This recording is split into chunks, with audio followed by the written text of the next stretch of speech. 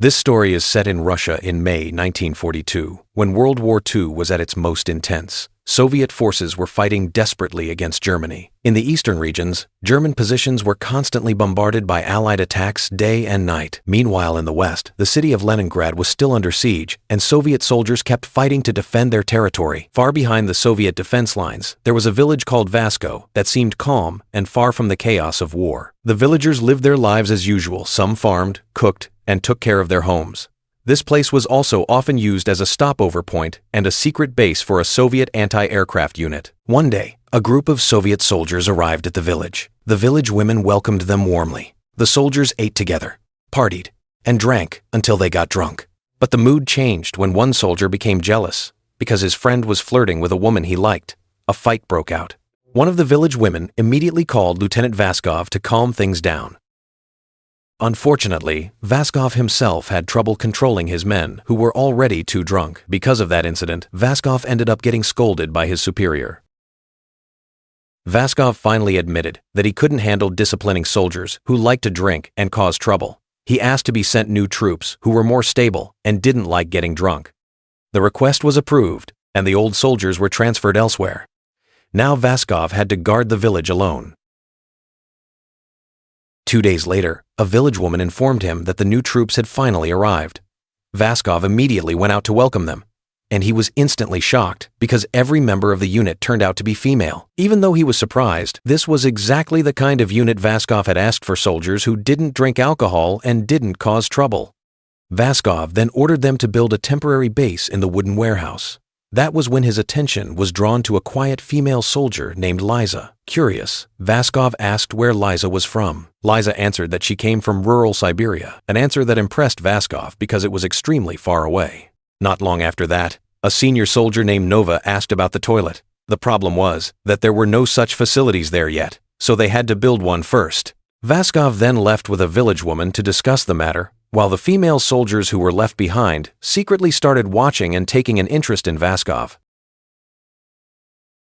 On the other hand, Liza often seemed to keep to herself. She started remembering her rather dark childhood. The story then flashes back to Liza's past when she was still a child in rural Siberia. At that time, she moved from place to place with her mother, who was often sick. Amid the forced labor policies during the Soviet era, her family's life wasn't easy. As Liza started growing up, both of her parents took her to move to eastern Siberia. There, her father often took her hunting in the forest, while teaching her how to survive and understand the terrain. One day, her father invited a friend named Guest to join them on a hunt. From the moment they met, Liza seemed attracted to the man.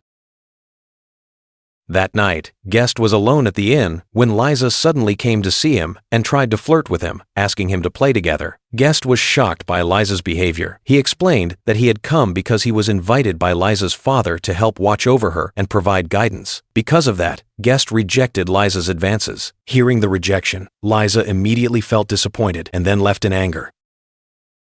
The story returns to the present. While all the soldiers were sleeping, one of the female soldiers, Rita, secretly went to the city to visit her child. It was known earlier that Rita had to leave her young son in her mother's care because she was on duty behind the lines. The next morning, Vascov immediately got angry when he saw the female soldiers wandering around without permission. He was also confused because some of them still hadn't gathered for formation. While checking around the warehouse, Vascov found the yard covered with underwear. It turned out that inside, the female soldiers were taking a bath. Vascov, who walked in just like that, immediately felt awkward and embarrassed. Nova then explained that they had already turned that place into their barracks, as well as a temporary toilet. Hearing that, Vascov got even more annoyed and stressed that everyone had to follow the rules and couldn't act however they wanted. After that, Vascov, still irritated, continued his work chopping wood. As he worked, his mind drifted back to the past that had shaped him into a very rigid and disciplined person. Back then, when he was 32 years old, Vascov was already married and had a baby boy. Not long after that, he had to join the Winter War in the Sordavala region. In December 1939, Vascov was injured by a bomb explosion and had to be treated in a hospital.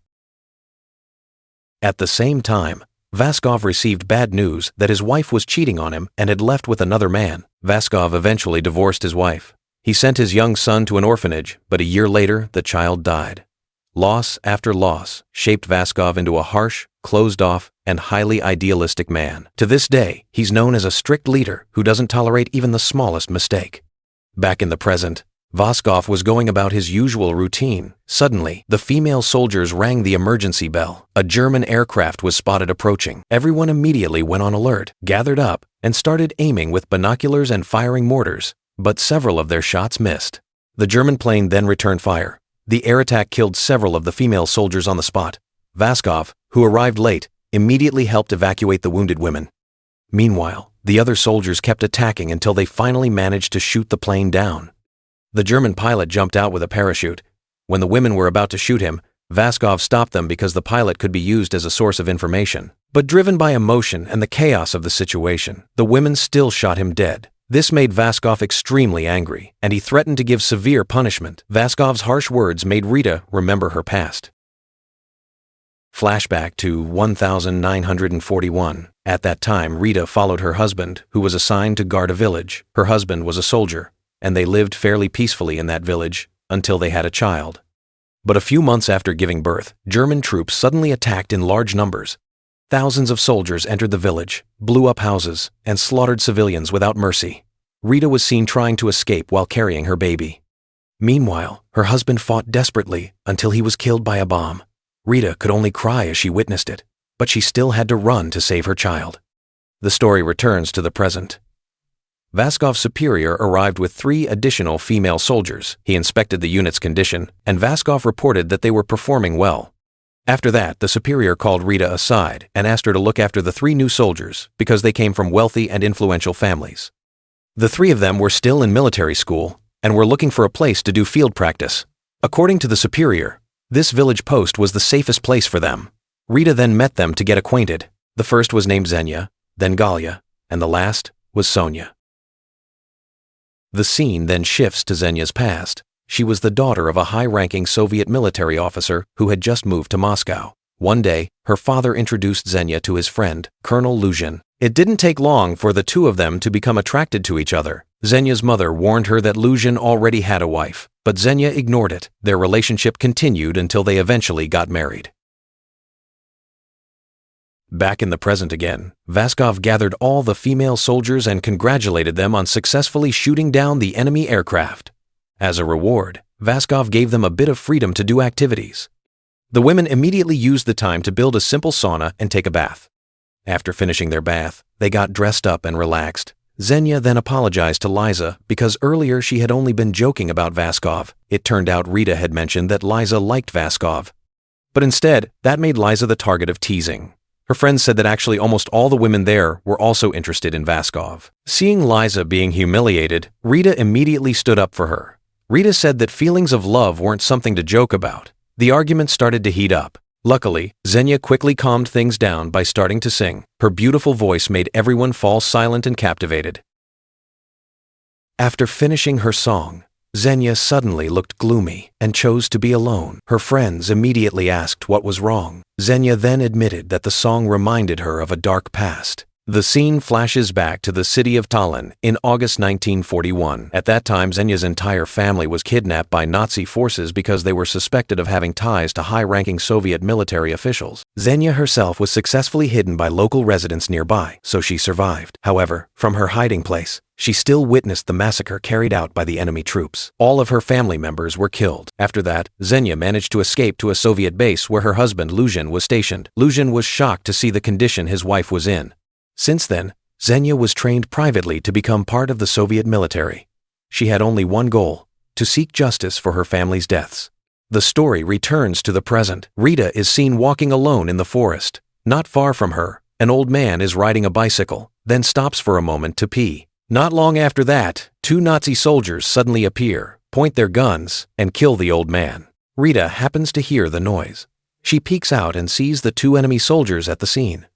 Rita quickly hides in a gap between rocks while watching the direction they're heading. Once she feels it's safe, Rita immediately runs back to the village and reports everything to Vascov. She explains that there are 2 German soldiers roaming the forest wearing camouflage jackets. Hearing the report, Vascov immediately orders Rita to gather the unit while he himself contacts his superior for instructions. Vascov then receives orders to hunt down the enemy soldiers in the forest. He opens a map and estimates that the 2 German soldiers are likely heading toward the railroad. Vascov gathers the entire unit and explains their plan, which is to chase and capture the two enemies. Rita is asked to choose 4 of the most capable female soldiers. She immediately calls Xenia and Galia. But before leaving, Vascov wants to make sure of their shooting skills, so he takes part in deciding the final selection. At first, Vascov is still doubtful about his team's abilities. At that moment, Liza steps forward and says that she's been used to shooting since she was a child. Vascov then looks for one more person who can speak German. Sonia volunteers, since she does speak several languages. In the end, 5 women are chosen, and they begin preparing. At the base, Vascov is briefly frustrated because the soldiers don't seem used to wearing field boots, and their feet get blistered. Vascov explains that their boots aren't ideal for this journey, so they need to be extra careful taking care of their feet. Vascov then approaches Sonia, who's known for being quiet. He asks whether Sonia is from the city, and Sonia answers yes. That question makes Sonia remember her past. The story flashes back to 1,940 inches, the Soviet city of Minsk. At that time, Sonia had to part with her mother in order to undergo military training. During that period, Sonia fell in love with a young man who was also a Soviet soldier. However, the man was later called to fight and eventually died on the battlefield. Back in the present, Vascov starts thinking about communication in the forest. Since the women don't have a signal system yet, Vascov introduces a simple code using duck-like sounds to signal each other. After that, they set off through the forest. Along the way, Vascov explains that German soldiers usually only know one route in this area. He estimates they'll pass a lake about 40 kilometers away. Since Vascov knows a secret path, their team can get there first to set up an ambush. They stop for a rest. There, Vascov asks about Sonia's family. Sonia admits she doesn't know what happened to her family because they're Jewish, and most likely were already massacred by German troops. Even so, she still hopes that some of her family survived. After that, Vascov asks Sonia to try the duck sound code he taught earlier. As soon as Sonia imitates the sound, all the soldiers immediately gather quickly. Vascov tells them to report anything suspicious. At first, no one finds anything, until Liza speaks up. Liza says she sees dew in the middle of grass that's already dry. According to her, it's a sign that someone recently passed through or stopped there. Vascov is pleased with the observation and praises Liza. They then continue their journey.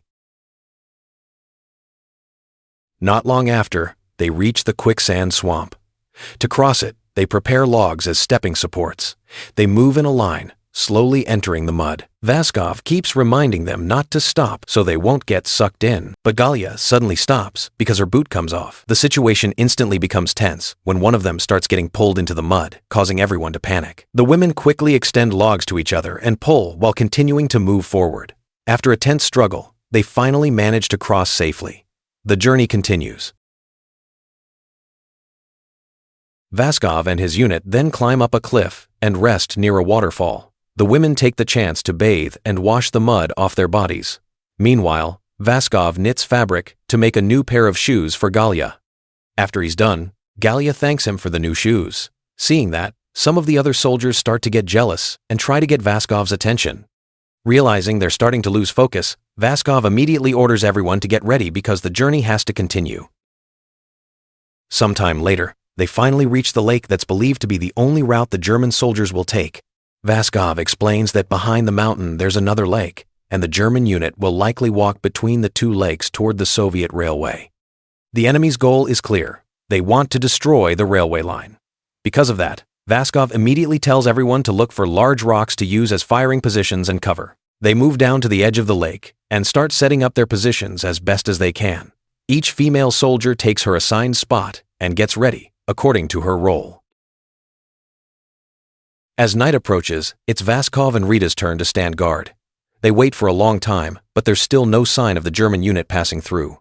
Rita thinks the enemy might still be resting. Based on her earlier observation, the two German soldiers she saw seemed like rookies and didn't really know the terrain. Hearing that, Vascov feels a bit calmer and allows some of the women to sleep. He then approaches Liza and tells her to keep an eye on the bushes. After that, Vascov goes around checking on each soldier one by one while giving additional tasks. That's when Vascov notices Galia isn't feeling well, so he gives her a bit of alcohol as an emergency remedy. At first, Galia refuses because she feels it's not medicine, and she even says that her mother is a doctor. Vascov firmly replies that there's no doctor here, and no mother either. Only danger if they don't act quickly. Hearing that, Gallia finally agrees to drink it. His words make Gallia remember her childhood, when her mother was kidnapped by German troops. Since then, Gallia lived in an orphanage until her teenage years. Morning arrives. Suddenly, Vascov hears suspicious movement. Sure enough, German troops start appearing as they move past the lake. But the reality is far worse than expected. Their number turns out to be 16 fully armed soldiers, not just 2. Outnumbered, Vascov immediately makes a quick decision. He orders Liza to return to the village as fast as possible, report the situation, and request reinforcements from headquarters. Liza agrees right away and runs off toward the village. Meanwhile, Vascov and the 4 remaining women have to find a way to slow down the German unit. Vascov notices they're wearing camouflage uniforms, which means their mission is likely secret and they don't want to draw attention. From that, he gets the idea to disguise themselves as civilians to divert the enemy's focus. The women then pretend to be local woodcutters and start chopping down trees around the area. Some of the German soldiers stop to watch the activity. Others try to cross the river toward their supply route. Seeing that, Vascov is about to open fire, but Rita immediately stops him. Instead, Rita goes down to the river and pretends to be a village girl working there. Vascov also plays along as a local resident. Their disguise turns out to be convincing enough. The unsuspecting German troops eventually choose to quietly leave the area. Once they're truly gone, Vascov and the women feel relieved that their plan worked. However, they realize that the next step depends entirely on Liza. If Liza manages to reach the village quickly, help will arrive soon. If not, they'll have to hold out on their own against a much tougher situation. The scene then shows Liza continuing to run until she reaches the swamp area. Now, she has to cross the swamp alone. Whether their mission succeeds or not fully depends on her. Meanwhile, Vascov and the others keep following the enemy's trail deeper into the forest. From the top of a cliff, Vascov and Rita see the German soldiers resting and eating. From that, Vascov concludes they'll likely spend the night in the forest. Vascov then calls the women to gather their supplies. That's when he realizes he left his cigarettes near the river. Vascov complains that he can't go without cigarettes. Vascov go. Hearing that, Sonia immediately volunteers to get them and quickly runs back. But on the way, Sonia is suddenly attacked and stabbed by a German soldier. Her scream reaches Vascov. Vascov immediately brings Xenia with him to check what happened. They find Sonia already dead. Not far from there, 2 German soldiers are seen walking. Vascov and Xenia quickly come up with a plan. Xenia will throw a rock to distract them, while Vascov attacks from behind. The plan works on one enemy, but the other one is too strong, and Vascov almost loses. At a critical moment, Xenia comes from behind and takes him down. The 2 of them survive. After that, Xenia immediately throws up because she's never faced such a bloody situation before. Vascov calms her down and says that kind of reaction is normal. Even experienced soldiers can feel sick too. Once things are safe, Vascov gathers all the women and they remember Sonia. The mood becomes very sad. Vascov promises that when the war is over, he'll build a monument to honor Sonia. He then takes clothes from Sonia's body to keep as emergency supplies. Gallia disagrees and asks that the body be treated properly. Vascov reminds her that they're in an emergency situation, but Gallia keeps arguing and again says that her mother is a doctor. Rita, already annoyed, finally says that Gallia actually never had a mother because she grew up in an orphanage. Those words make Gallia break down in tears because that's the truth.